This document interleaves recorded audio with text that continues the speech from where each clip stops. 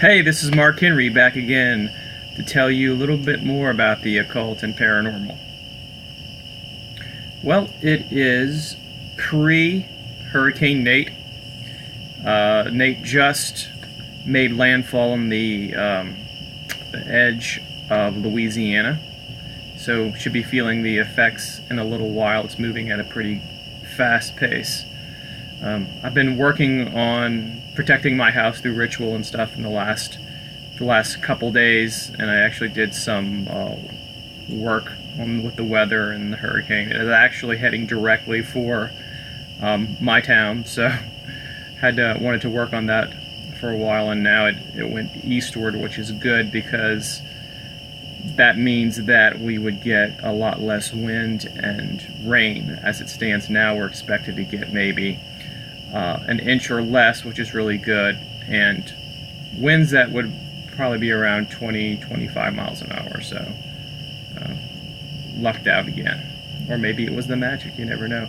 If you're interested in learning more about weather magic, I have 2 other videos in case you haven't checked it out, so look into that. Okay, so today the topic is pop culture magic. And I enjoy talking about pop culture magic because it is one of the newest forms of magic. It is about contemporary life and society and the things that we are interested in. So what is pop culture magic? Pop culture magic is the use of characters and mythology in our pop culture to create magical effects. So they may be through the medium characters maybe through the medium of movies, it could be gaming, it could be through television shows, it could be novels, anything that is part of our entertainment culture can be used with magic. Now the question is, actually the question that I get from some people is, okay, so we are working with these characters that are part of these entertainment mediums. Are they real or are they not? Well, to answer that question, you have to kind of look at the facts, and the facts to me is, okay, so when we look at what is traditionally considered gods and goddesses, so you look at Zeus, Pan, Athena, Hecate, all these different deities that pagan and Wiccan and occult circles work with. Ask yourself this question: are we 100% certain that they are completely external prior to human experience? Did they exist before we did? And the simple answer is that we can't be sure with 100% certainty. What we do know is that our own human imagination, maybe a little bit of creativity, started to construct these stories about them, which have become part of the mythology of various cultures, and which we use to inform us about those deities through their stories. So they became popular through memetics, and as a result of that, we give them attention.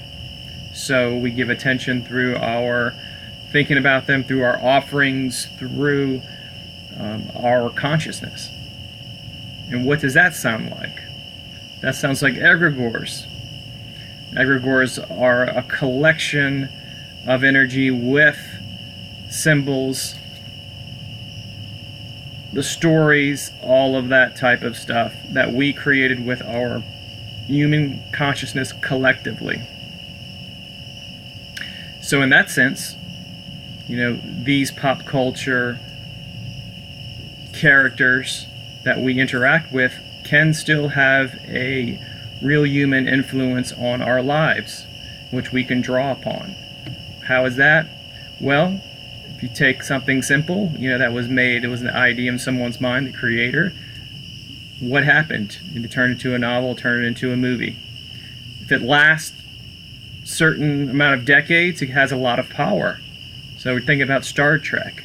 That came out, another television show came out, I believe in the the late 60s.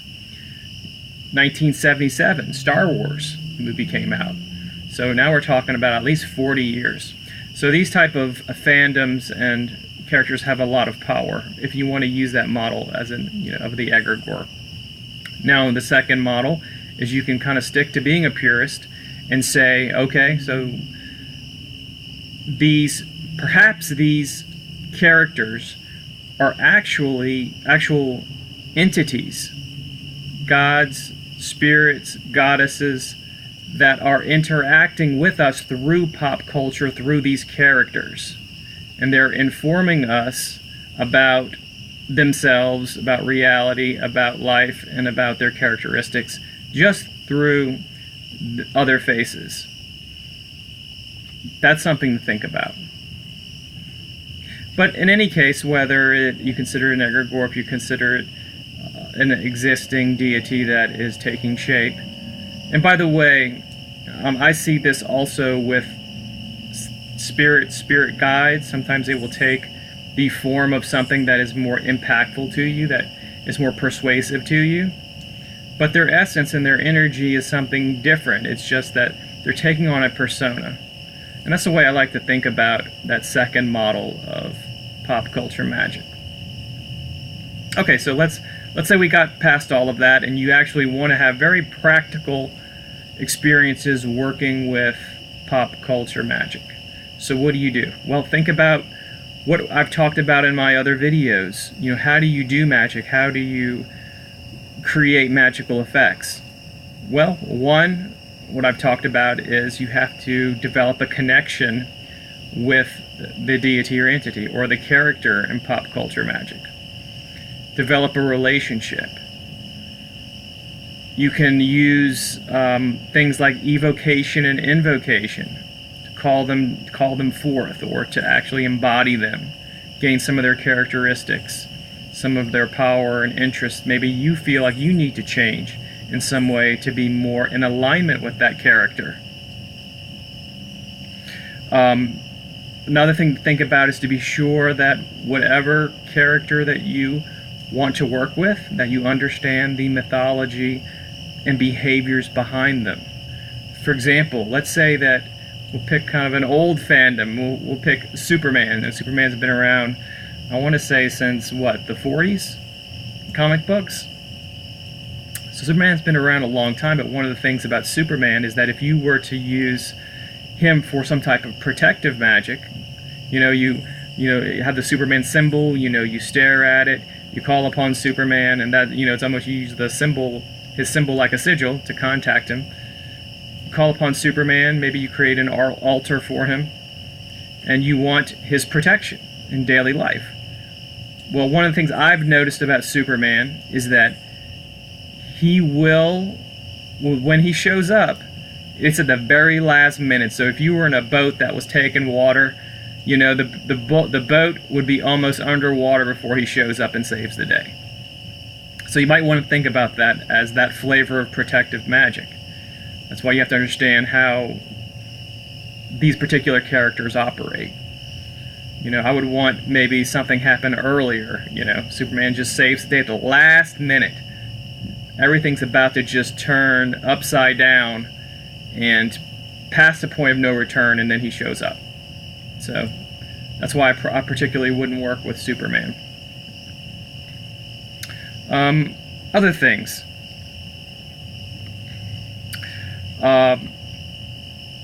Let's say you want to work with Superman. That's not your thing. What are some other characters and things that you can work with in pop culture magic? And this is kind of the stuff off the top of my head. Okay, let's say you were a young man or woman and you wanted to learn martial arts. Maybe you felt like you were a little too slow, and you just started your karate class, for instance, and it's, you're just having a hard time getting all the moves and everything, and you want to get faster. Well, when I think about that, I think of the Matrix. I think of Neo going into the Matrix, doing the training programs, and actually moving at an incredibly fast pace, where he can actually distort time and block and hit and avoid getting hit, and it's actually pretty incredible. He's even moved so fast that he can dodge bullets, and I think that at the time that whole series was created, that was called Bullet Time. But anyway, that would be the character that someone would work with. Maybe Neo from The Matrix. Other things. Let's say that you were somebody who problems with memory, problems with concentration, can't quite get it together intellectually. You want to be smarter. When I think about this, I think of one of my favorite films called Limitless. Bradley Cooper plays the main character, Eddie Morrow, who by chance stumbles across an old friend who gives them this pill, and he takes it. And, by the pill, as he takes the pill, his life changes and he becomes smarter, and all these wonderful things happen. And then, not to do any spoilers, but towards the end, the pill not only helps him with his cognitive functioning, but it makes him smart enough that he's able to evolve on his own. Very good. That would be Eddie Morrow would be a very good character to work with. And now, not only do you have that movie Limitless, but you have the energy created by some of these companies who are selling supplements, and you'll probably see them on the internet, Limitless and Pill, and several different companies do that. So they're actually kind of keeping this whole mythology alive, this storytelling about Limitless, even apart from the movie. So I think that's pretty cool. So that's what you kind of want. You want to have maybe something that touches the fan, touches the public on a couple different levels. So, with Limitless, you have that. With Star Trek, I mean, that was just something that was, television shows, movies, comic books, all these different types of things associated with even spin-offs. We have Deep Space Nine, Next Generation. You have all of these different types of offshoots of the original series. So it has a lot of power and a lot of energy. And that's what you're going to be kind of looking for. That's not to say you can't work with small fandoms, things that aren't mainstream, but if you ever wanted to have something that wanted to ensure that you have a lot of power, you might want to look at some of those fandoms if you resonate with it. Let's see some other things. Let's say you're a young guy and you just decided to join the military. You walk in the recruiter's office and you sign up and you go to basic training, but you're lagging behind. One of the things that you can do is to draw upon the fandom of G.I. Joe, one of my childhood favorites. I loved G.I. Joe. Just being a little boy and being associated with little traditional little boy stuff. I had all the tanks, the planes, the figures, the guns, and everything like that. My sister liked Barbie and all that, and our fandoms would interface because I would ride in with my tanks and take over her Malibu Barbie dream house and tell Ken that he's being drafted into G.I. Joe and take him away and all that type of stuff. So G.I. Joe was my thing. So back to the story. You have this guy who is in basic training. He needs to make the grade. He needs to pass everything. He needs to learn everything quickly because that is the nature of basic training. You only have a certain amount of time to do it. So what can he do? He can, even if he doesn't have props and stuff to do that in his unit, or don't want to cause any type of disruption, he can still use his imagination, or maybe even do these things outside of basic training as kind of a continuing to continue his abilities and sharpen his abilities. So what is G.I. Joe? What do? They are very good at shooting, hand-to-hand combat,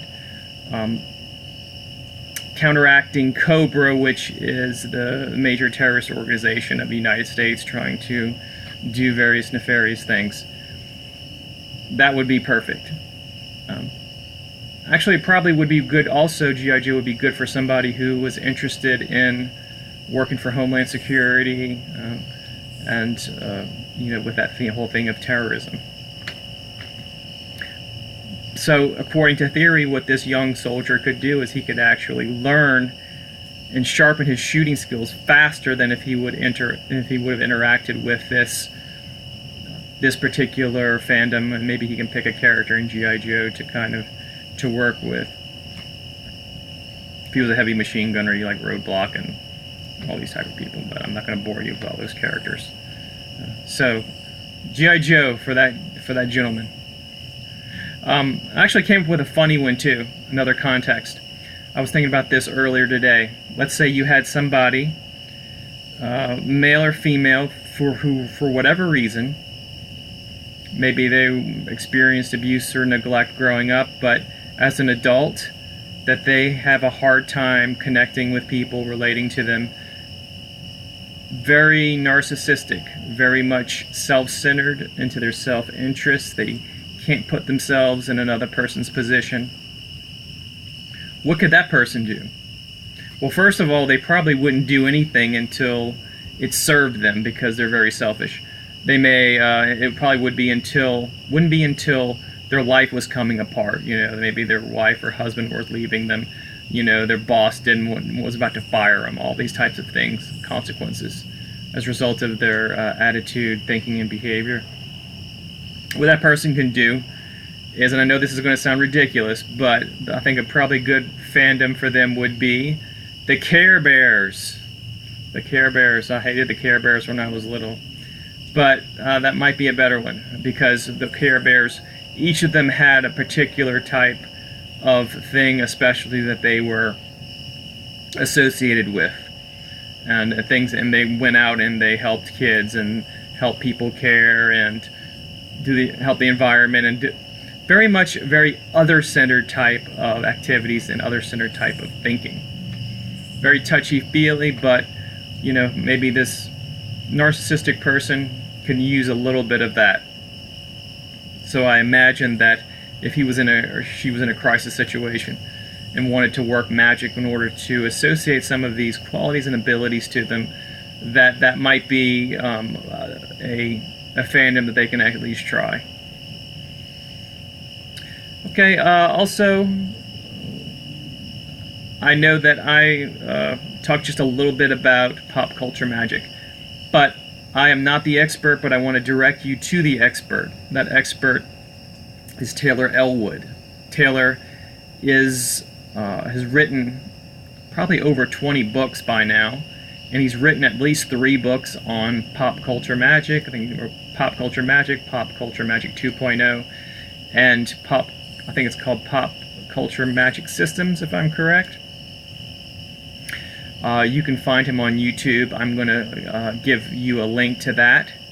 But I consider him a friend and a mentor. He knows a lot about ritual magic and the occult, and all around nice guy. So I direct you to him, because he can elaborate and explain these concepts in much greater depth and detail than I can. I am just a novice in pop culture magic. Okay, in any case, please subscribe and like, and I will see you another time.